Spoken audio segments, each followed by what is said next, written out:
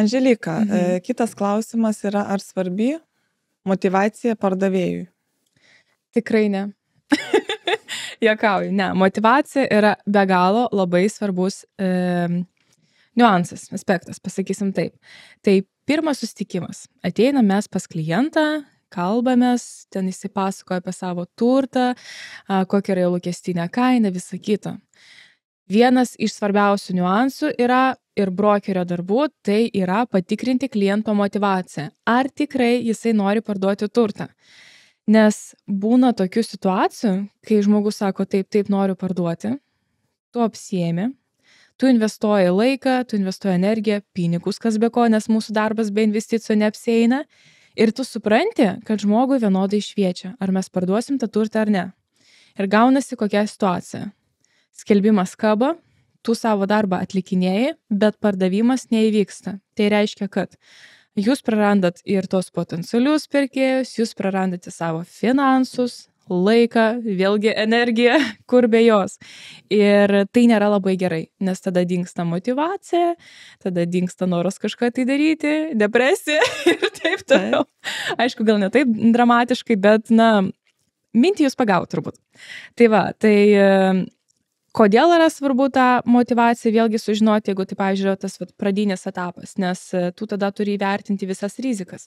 Pavyzdžiui, per kiek laiko tu parduosi, už kokią kainą, nes tai viskas yra rizika, tu turi viską apskaičiuoti. Taip pat tu turi tada labai gerai sukurti marketingo planą. Žodžiu, strategiją, kaip tu pardavinėsi, nes be pardavimo strategijos, turbūt nei vienas dar pas mane neįvyko pardavimas, tiesą pasakius. Tai labai svarbu ir dėl šito aspektų.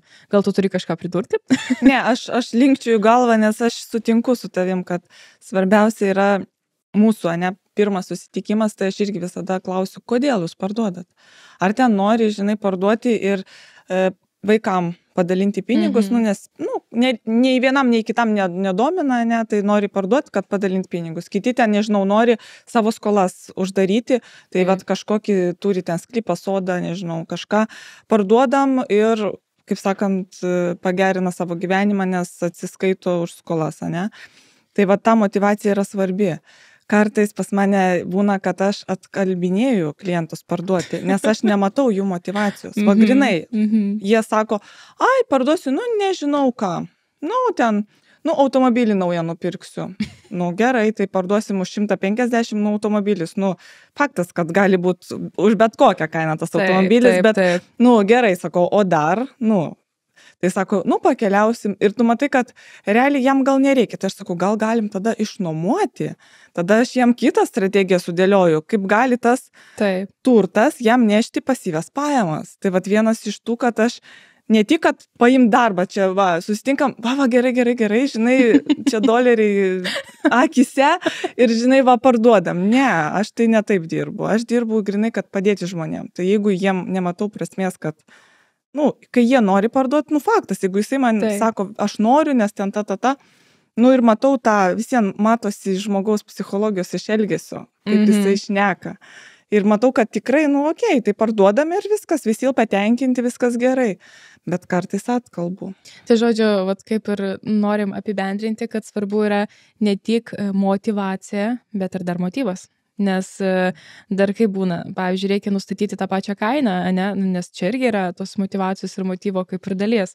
Ir tau nustatyti reikia tą kainą ir tu klausi, pavyzdžiui, yra, ten kažkoks tai būtas ir sako, noriu už jį gauti 500 000. Ir tu toks sėdi, ta prasme, 500 000, iš kur aš tau gausiu tokius pinigus? Ir tada tu pradedi klausti, o kodėl būtent tokią sumą? Gal, pavyzdžiui, žmogus turi, ten kažkokią svajonę, nori, į kruizą kažkokį tai nuvažiuoti, kur aplink pasaulį ten apkeliaus ir tas kruizas kainuoja 30 000 ten ir dar kažkur norės. Čia PVZ.